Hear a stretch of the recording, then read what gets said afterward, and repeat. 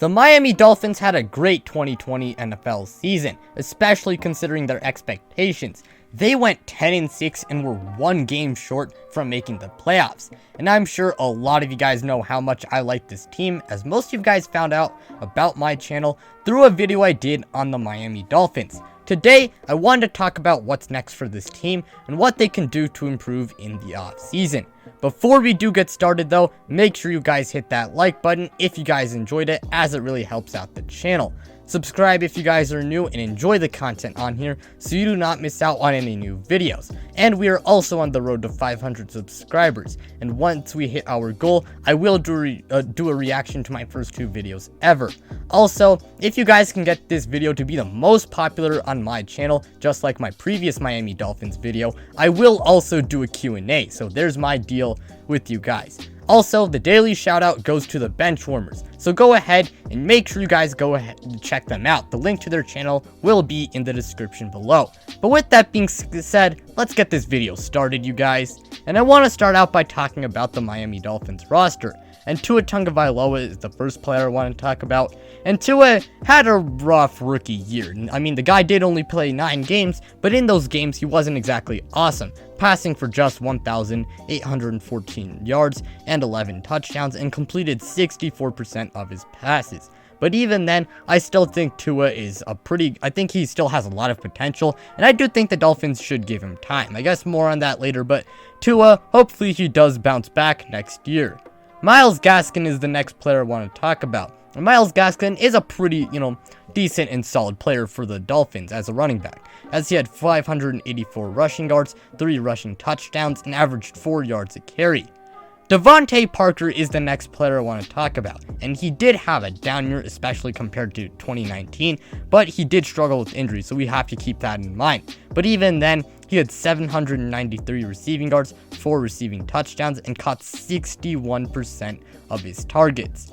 Jakeem Grant is the next player I want to talk about, and Jakeem is a pretty solid slot receiver. Well, pretty solid receiver for the Dolphins, and he's also a really good special teams player. And this past year, he had 373 receiving yards, 1 receiving touchdown, and caught 67% of his targets. Mike Gesicki is the next player I want to talk about, and while he is not in the Travis Kelce tier of tight ends, he's still a really good and solid tight end for the Dolphins, as he had 703 receiving yards, 6 receiving touchdowns, and caught 62% of his targets. Moving on to the defensive side of the ball, I want to talk about Emmanuel Agba. And Emmanuel Agba had a really underrated and good year for the Dolphins, with 9 sacks, 3 forced fumbles, and 36 pressures. Andrew Van Jinkle is the next player I want to talk about. And Andrew Van Jinkle had a really productive and good year for Miami, and it really went under the radar. And I get he is not the biggest name, but even then, he still had a really good year with 5.5 sacks, 3 forced fumbles, and 11 pressures. Jerome Baker is the next player I want to talk about, and Jerome Baker had a really good year for the Dolphins with 7 sacks, 2 forced fumbles, and 15 pressures. Kyle Van Noy is the next player I want to talk about, and Kyle Van Noy was really good for the Dolphins, and as a Patriots fan, I really like him a lot, and I do have to admit, I thought this was a great pickup for the Dolphins, as he had 6 sacks, 2 forced fumbles, and 18 pressures, and while that is not out of the world, he was still pretty productive for them. Xavien Howard is the next player I want to talk about, and what can I really say about him? I mean, the guy was flat out amazing this year. I mean, he was arguably the best corner in the NFL, just strictly based off this year, with 10 interceptions and 20 passes defended, and both of those stats, he led the league in interceptions and passes defended, and I do think if he can keep this up, I mean, Xavien Howard, he's just an amazing player. That's all I really have to say for him. Byron Jones is the next player I want to talk about. And Byron, he had a pretty good year for Miami. Now, he's not quite as good as Xavien Howard. However, he did have 2 interceptions and 4 passes defended this past year. But even then, while that is not crazy impressive, I mean, the ball isn't really thrown in his way that much. So I guess that's one reason why. But even then, Byron is still a pretty good player.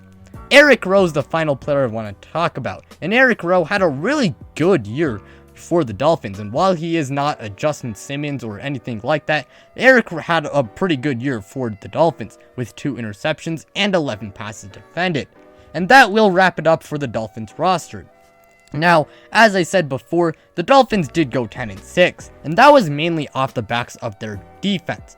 And they had a really good team. However, they do have their weaknesses. Offensively, they really do need to improve. Now, I get Tua was not that good, but I would not give up on him, as there have been rumors of them, trading for someone like Deshaun Watson or Russell Wilson. But we do need to keep this in mind. His weapons were not that good, and I don't know if any quarterback would succeed with the weapons that Miami has. I mean, first off, outside of Devontae Parker, and there really is no consistent receiving threat. Mike Gesicki is pretty solid, but outside of that, the receiving core is not that good. Not only that, but the run game is also not amazing. Plus, the offensive line could use some work. And I've said this in the past. I said this in my Broncos video. I do not think the Dolphins should give up, on Tua. Now, of course, I was not talking about the Dolphins in my Broncos video, but I don't think the Dolphins should give up on him. That's what I'm trying to say. First off, it was his rookie year. He was coming off a really serious injury, from his college days, and he was trying to get used to the NFL after, also while recovering, and getting back, into playing form. Plus, the guy was also working with some pretty, not great circumstances. While they were far from god-awful, they were not great. And if they were to trade for someone like Deshaun Watson, first off, you take up a lot of their cap space, so, it would be hard for them to improve the roster. Not only that, but they'd give up a lot of draft picks, and they could use that to help improve the team itself. So I would not give up on Tua, and I would give him some time. But luckily, free agency does exist. And not only that, the Dolphins will have $28 million in cap space. And if they were to cut Bobby McCain and Albert Wilson and restructure Shaq Lawson, they could have $36 million in cap space. And that should be enough to bring back important guys and also improve the team. Now, the important free agents they will have to bring back include guys like Ted Karras and Matt Hack, and possibly Ryan Fitzpatrick. Ted Karras was really solid for them, and I'd definitely keep him, as he was a big part of their offensive line. And Matt Hack is a really good special teams player, and while he is really good, I don't think he should cost way too much. Ryan Fitzpatrick, you can always bring him back, as the guy is one of the best backup quarterbacks in the NFL. Not only that, but really getting to the free agent targets, I think they should really focus on, improving the offensive side of the ball, as defensively, they're already really good. And if they can improve that offense, this team could be a title contender. Now, those free agent targets include guys like Allen Robinson, Corey Davis, Kenny Golladay, Curtis Samuel, T.Y. Hilton, Nelson Aguilar, Antonio Brown. Now, the locker room stuff could be an issue. Will Fuller, Kendrick Bourne, and Juju Smith-Schuster. They could all be really big, key parts in, helping bolster this receiving core. Aaron Jones, Leonard Fournette, and Marlon Mack, along with Chris Carson, would be really good, running back options. And while they should not absolutely overpay and, give them a bank's worth of money, they are still really solid players. And I'd definitely try and get one of these guys, as the run game in Miami is not that good, as I said before. And to help boost this offensive line, Trent Williams, Taylor Moton, Darrell Williams, Kendall Lamb, Austin Blythe, Joe Tooney, and Brandon Scherff would all be really good, options to help improve this offensive line. And if they want to improve defensively, defensively, they're already good, really good, but if they want to make that defense even better and improve the safety position and possibly the, edge rusher position as well, Jerome Baker, and, if they really want to improve the defense a little bit, they can go for someone like Anthony Harris or Marcus Williams or Marcus May or Jadeveon Clowney. But, those are some guys I'd go after defensively. But free agency-wise, I'd really focus on the offensive side of the football, as they're already really good defensively. And with that cap space, they should really target a receiver, and they should also get a good running back. And of course, they will not get all of those guys, but if they do target enough of these guys, I do think they can at least get a few of them, especially considering how good Miami is. I'm sure a lot of free agents would really like to, take their talents to South Beach.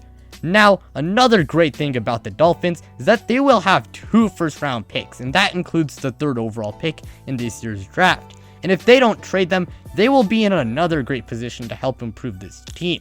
Some draft targets include guys like Ja'Marr Chase or Devontae Smith or Penei Sewell for the number 3 overall pick. I mean, I'd take Penei Sewell if you've improved your receiving core enough, but I would personally take Ja'Marr Chase or Devontae Smith, but either one of those 3 guys would be really good for this team. And for their second first-round pick, I would take someone like Christian Darrisaw or Elijah Vera Tucker, especially if you do choose to take someone like a Devontae Smith or Ja'Marr Chase with their 3rd overall pick, and possibly Najee Harris if you do improve the offensive line enough, and especially if you don't have a running back in free agency. But that is really all I'm going to say for the draft. But to wrap up this video, the Dolphins got a really bright future. They have one of the best coaches in the league in Brian Flores, who I just want to congratulate a lot, because this guy just he did the impossible. He took this team from 5-11 to already a playoff level team, like a borderline playoff level team. And Brian Flores